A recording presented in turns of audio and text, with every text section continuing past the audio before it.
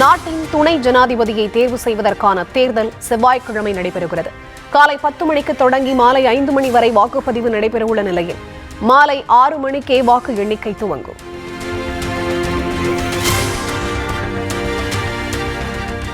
துணை ஜனாதிபதி தேர்தலில் பங்கேற்கப் போவதில்லை என ஒடிஷாவின் பிஜு ஜனதா தளம் அறிவிப்பு. மாநிலங்களவையில் 4 உறுப்பினர்களை வைத்துள்ள தெலங்கானாவின் பிஆர்எஸ் கட்சியும் புறக்கணிப்பு. துணை ஜனாதிபதி தேர்தலில் எவ்வாறு வாக்களிப்பது என எதிர்க்கட்சி எம்பிக்களுக்கு பயிற்சி. நாடாளுமன்ற மைய மண்டபத்தில் செயல் விளக்கம்.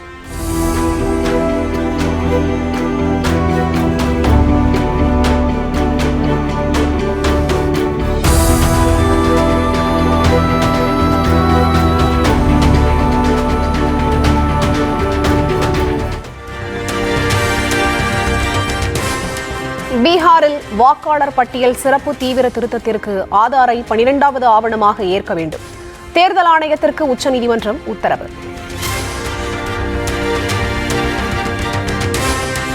வாக்காளர் சரிபார்ப்புக்கு ஆதாரை ஏற்பதற்கு தேவையான நடவடிக்கைகளை எடுக்குமாறு தேர்தல் ஆணையத்திற்கு உச்சநீதிமன்றம் உத்தரவு. அடையாள சரிபார்ப்புக்கு பயன்பட்டாலும் ஆதார் என்பது குடியுரிமைக்கான சான்று அல்ல என்றும் திட்டவட்டம்.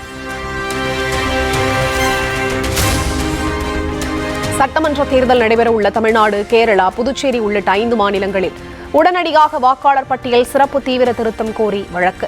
தேர்தல் ஆணையம், தமிழக அரசு மற்றும் பிற மாநில அரசுகள் பதிலளிக்க உச்சநீதிமன்றம் நோட்டீஸ்.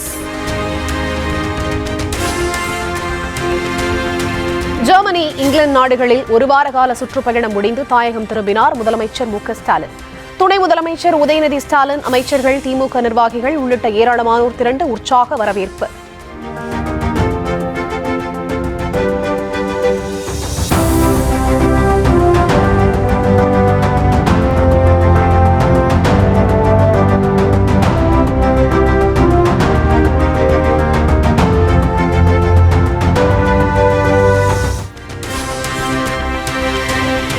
வெற்றி பயணத்தால் மன நிறைவுடன் தாயகம் திரும்பியுள்ளதாக முதலமைச்சர் மு.க. ஸ்டாலின் நிகழ்ச்சி. ஜெர்மனி, இங்கிலாந்து நிறுவனங்களுடன் 33 ஒப்பந்தங்கள் போடப்பட்டு தமிழ்நாட்டிற்கு மொத்தமாக 15,516 கோடி ரூபாய் முதலீடுகள் ஈர்க்கப்பட்டுள்ளதாகவும் பெருமிதம். 1 வார காலமாக ஜெர்மனி, இங்கிலாந்து பயணத்தை நான் மேற்கொண்டேன். மன நிறைவோடு நான் திரும்பியிருக்கிறேன். இந்த பயணத்தை பொறுத்தவரையில் மாபெரும் வெற்றி பயணமாக அமைந்திருக்கிறது. மொத்தம் 15,516 கோடி ரூபாய் மதிப்பிலான முதலீடுகளை ஈர்த்து 17,613 பேருக்கு வேலைவாய்ப்பு அளிக்கக்கூடிய வகையில் 33 புரிந்துணர்வு ஒப்பந்தங்கள் போடப்பட்டிருக்கு.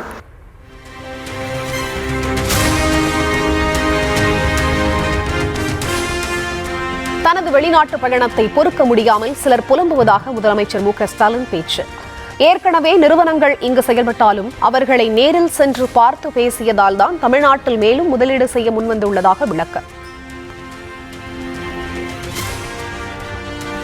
சில இதெல்லாம் பொறுத்துக்க முடியல. அதனால தான் எதுக்கு இந்த வெளிநாட்டு பயணம், இங்கே இருக்கக்கூடிய நிறுவனங்களை சந்தித்து பேசினா போதாதா என்னெல்லாம் அறிவுபூர்வமாக கேட்கறதா நினச்சிக்கிட்டு புலம்பியிருக்கிறாங்க.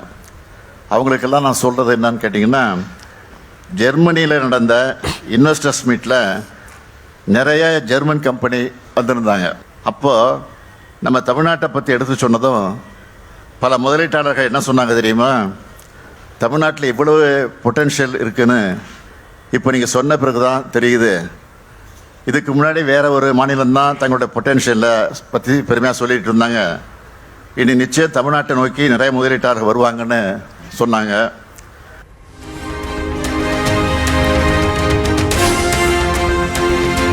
முதலீடுகளை ஈர்க்க அல்ல, முதலீடு செய்வதற்காகவே வெளிநாடு சென்றதாக எடப்பாடி பழனிசாமி விமர்சித்தது தொடர்பாக கேள்வி. உண்மைதான், தந்தை பெரியாரின் சுயமரியாதை கருத்துக்களை முதலீடு செய்துவிட்டுத்தான் வந்திருப்பதாக முதலமைச்சர் மு.க. ஸ்டாலின் பதிலடி. ஒரு வகையில் சொல்றது, முதலீடு பண்ண போனது இதை பற்றி திருச்சி சொல்லியிருக்கிறாரு. நான் என்னை பொறுத்தவரைக்கும் சொல்ல விரும்புகிறது, சுயமரியாதை கொள்கையில் முதலீடு செஞ்சுட்டு வந்திருக்கிறேன். தந்தை பெரியாருடைய உணர்வுகளை, பெரியாரை பற்றி அந்த நாட்டில் முதலீடு பண்ணிட்டு வந்திருக்கேன். அதுதான் உண்மை. அதுதான் அந்த அடிப்படையில் சொல்லியிருப்பார் நினைக்கிறேன்.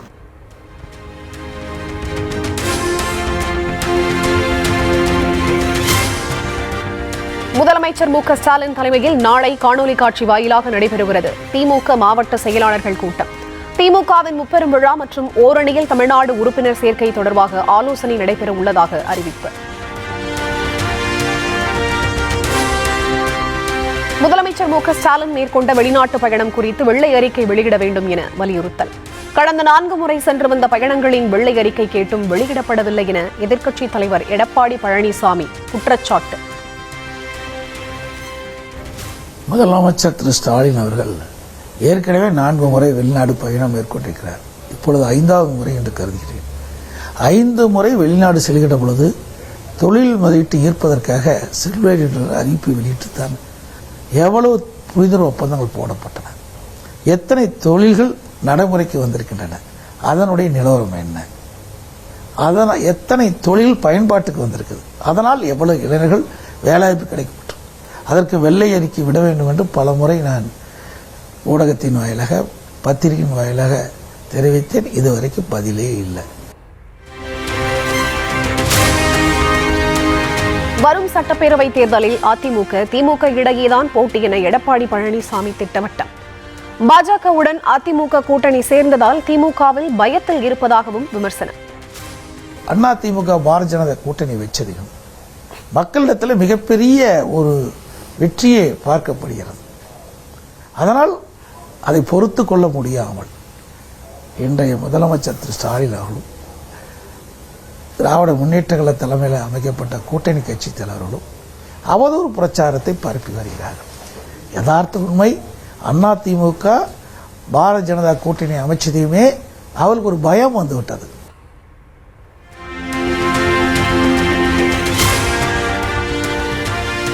இரண்டாயிரத்தி 26 தேர்தலில் தனி பெரும்பான்மையுடன் வென்று தமிழ்நாட்டில் அதிமுக மீண்டும் ஆட்சி அமைக்கும்.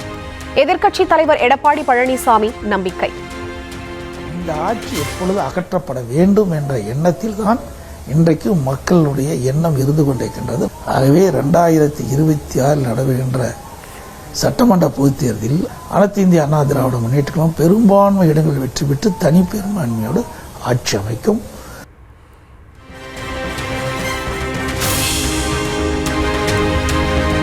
தேசிய ஜனநாயக கூட்டணியின் முதலமைச்சர் வேட்பாளராக எடப்பாடி பழனிசாமியை அறிவித்தது அமித்ஷா தானே தவிர நான் அல்ல. இபிஎஸ்ஐ தூக்கி சுமப்பதாக டிடிவி தினகரன் விமர்சித்த நிலையில் நயினார் நாகேந்திரன் பதிலடி.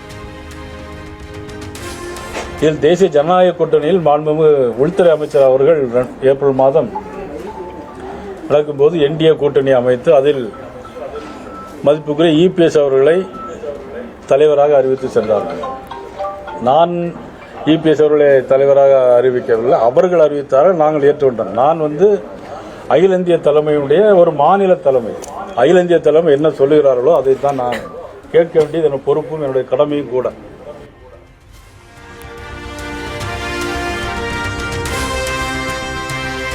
தேசிய ஜனநாயக கூட்டணியிலிருந்து அமமுக வெளியேறியது டிடிவி தினகரனின் முடிவு என தமிழக பாஜக தலைவர் நயினார் நாகேந்திரன் பேச்சு. கூட்டணி முறிவுக்கு தாம் தான் காரணம் என எந்த அடிப்படையில் குற்றம் சாட்டுகிறார் என்றும் கேள்வி. நான் காரணம் என்பது சொல்வது எந்த அடிப்படையில் என்பது எனக்கு அது புரியலை. அதை முன்னாடியே சொல்லியிருந்திருக்கலாம், ஒரு 2-3 மாதம் முன்னாடி என்ன போட்ட அன்றைக்கே கூட சொல்லிட்டு போயிருக்கலாம்.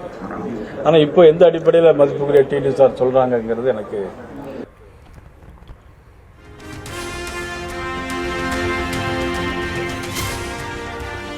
செங்கோட்டையனை பாஜகவுக்கு அழைப்பது நாகரீகம் அல்ல என நயினார் நாகேந்திரன் கருத்து. செங்கோட்டையனும் தன்னை தொடர்பு கொள்ளவில்லை, தாமும் அவரை தொடர்பு கொள்ளவில்லை என விளக்கம். நாங்கள் கூப்பிட முடியாது. ஒரு கட்சியில் கூட்டணியில் இருக்கும்போது இன்னொரு கட்சியில் நாங்கள் அப்படி அழைப்பது நாகரிகமான ஒரு செயல் கிடையாது.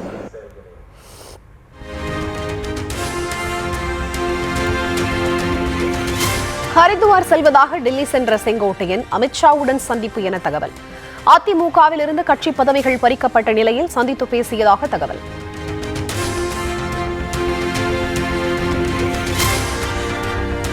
ஈரோடு மேற்கு மாவட்ட அதிமுக செயலாளராக நியமிக்கப்பட்ட A.K. செல்வராஜுவுக்கு நிர்வாகிகள் நேரில் வாழ்த்து. அதிமுக பொதுச் செயலாளர் எடப்பாடி பழனிசாமி பக்கம் துணை நிற்போம் என பவானி சாகர் MLA வண்ணாரி உறுதி. இந்திய அண்ணா திராவிட முன்னேற்ற கழகத்தின் நிரந்தர பொதுச் செயலாளர் ஐயா புரட்சி தமிழர் ஐயா அவர்களின் ஆணைக்கிணங்க பவானி சாகர் தொகுதி பொறுப்பாளர்கள் அனைவரும் பொதுச் செயலாளரின் கட்டுப்பாட்டின் கீழ் இயங்குவோம் என்று உறுதியளிக்கிறோம். அதிமுக என்ற இயக்கம்தான் பெரிது, தனிநபர் அல்ல என AK செல்வராஜ் பேச்சு. EPS உத்தரவுக்கு இணங்க தேர்தலில் வெற்றி பெற உழைப்போம் என உறுதி. இயக்கம்தான் பெரிது, தனிநபர் பெரிதல்ல என்ற எண்ணத்தின் அடிப்படையில் எல்லா கழகத்தினுடைய நிர்வாகிகளும் ஒட்டுமொத்தமாக இங்கே வந்து நாம் புரட்சி தமிழர் என எடப்பாடியார் பின்னாலே நிற்கிறோம் என்று அணிவகுத்து வந்திருக்கிறார்கள். ஆகவே அவர்கள் அத்தனை பேருக்கும் என்னுடைய நெஞ்சார்ந்த நன்றியை உரித்தாக்கி, கண்டிப்பாக வருகிற 2026 நடைபெறுகிற சட்டமன்ற தேர்தலில் ஈரோடு மேற்கு மாவட்டத்துக்கு உட்பட்ட 3 சட்டமன்ற தொகுதிகளிலும் அனைத்து இந்திய அண்ணா திராவிட முன்னேற்ற கழகம் மிகப்பெரிய வெற்றியை பெறும்.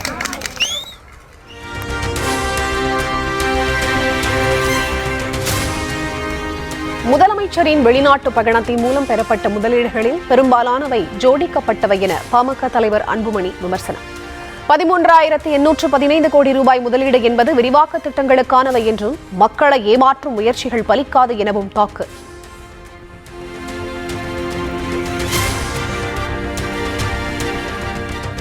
வன்கொடுமை தடுப்புச் சட்ட வழக்கில் நடவடிக்கை எடுக்காத காஞ்சிபுரம் DSP சங்கர் கணேஷ் கைது. காஞ்சிபுரம் மாவட்ட நீதிமன்ற உத்தரவை அடுத்து கைது செய்யப்பட்டார்.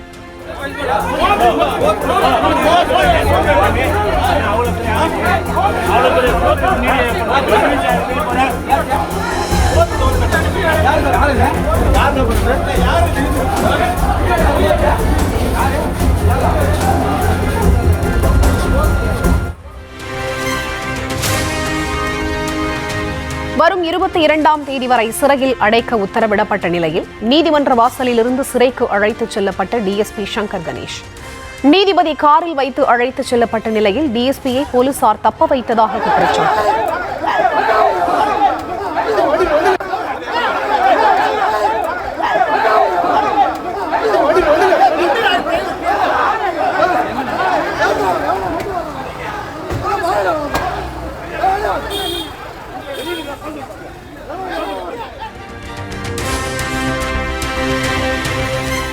பாதியில் காரை விட்டு இறங்கி போலீஸ் ஜீப்பில் ஏறி தப்பி ஓடியதாக கூறப்பட்ட நிலையில் மீண்டும் சிறைக்கு வந்தார் DSP சங்கர் கணேஷ். வழக்கமான பரிசோதனைக்காக மருத்துவமனைக்கு அழைத்துச் செல்லப்பட்டார்.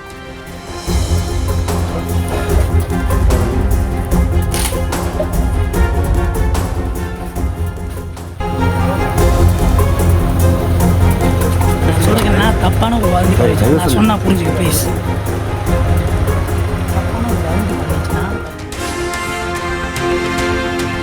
தனியாரிடம் ஒப்படைப்பதை கண்டித்து சென்னை கொருக்குப்பேட்டையில் தூய்மை பணியாளர்கள் உண்ணாவிரதம். பொது இடத்தில் உண்ணாவிரதம் இருக்க போலீஸ் அனுமதி மறுத்ததை அடுத்து வீட்டிலேயே போராட்டம்.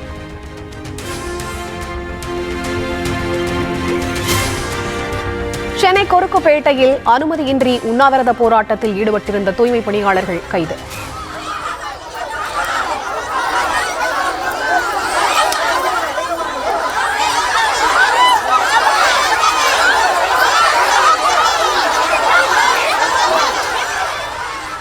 போராட்டக்காரர்களுடன் கடும் தள்ளுமுள்ளு ஏற்பட்ட நிலையில் வலுக்கட்டாயமாக காவல் வாகனத்தில் ஏற்றப்பட்டனர்.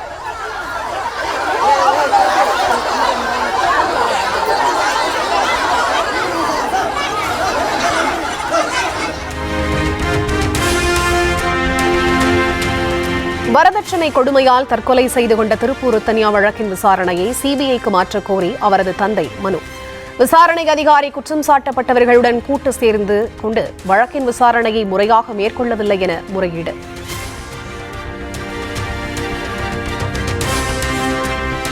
திருப்பூர் ரத்தன்யா வழக்கின் விசாரணையை CBIக்கு மாற்றுவதில் எந்த பலனும் இல்லை என உயர்நீதிமன்றம் கருத்து. திருப்பூர் மாவட்ட SP வழக்கின் விசாரணையை மேற்பார்வையிட வேண்டும் எனவும் உத்தரவு.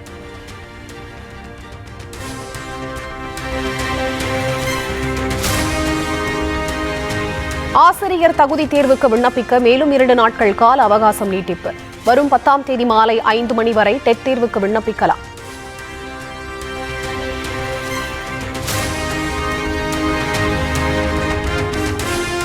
தருமபுரி அருகே காதலித்து திருமணம் செய்து கொண்ட இளம்பெண் ஏரியில் சடலமாக மிதந்ததால் உறவினர்கள் அதிர்ச்சி. வரதட்சணை கேட்டு கொடுமைப்படுத்தி கணவனின் வீட்டார் கொலை செய்து விட்டதாக கூறி மருத்துவமனை முன்பு போராட்டம்.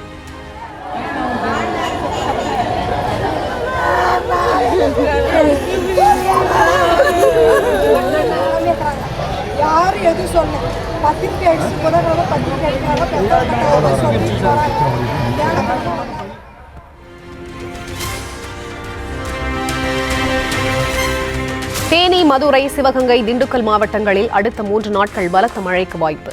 புதுக்கோட்டை, தஞ்சை, நாகை, திருவாரூர், மயிலாடுதுறை, அரியலூர் மாவட்டங்களிலும் பலத்த மழை பெய்யக்கூடும் என தகவல்.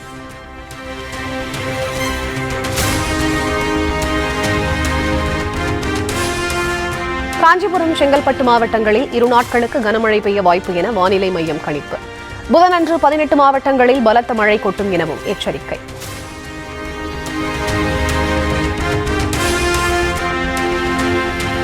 ஒரு கிராம் தங்கத்தின் விலை 10,000 ரூபாயை கடந்தது. ஆபரண தங்கத்தின் விலை கிராமுக்கு 90 ரூபாய் உயர்ந்து 10,060 ரூபாய்க்கு விற்பனை.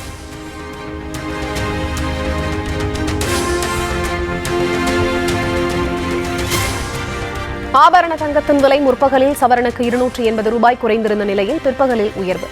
சவரன் தங்கத்தின் விலை 720 ரூபாய் உயர்ந்து 80,480 ரூபாய்க்கு விற்பனை.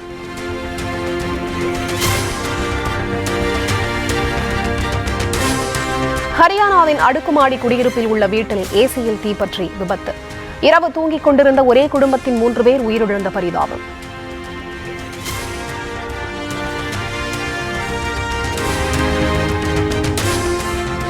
காசா மீது ஈவு இரக்கம் இல்லாமல் தாக்குதல் நடத்தும் இஸ்ரேலுக்கு கண்டனம். பெல்ஜியம் தலைநகர் பிரசல்ஸில் நூற்றுக்கணக்கான மக்கள் திரண்டு போராட்டம்.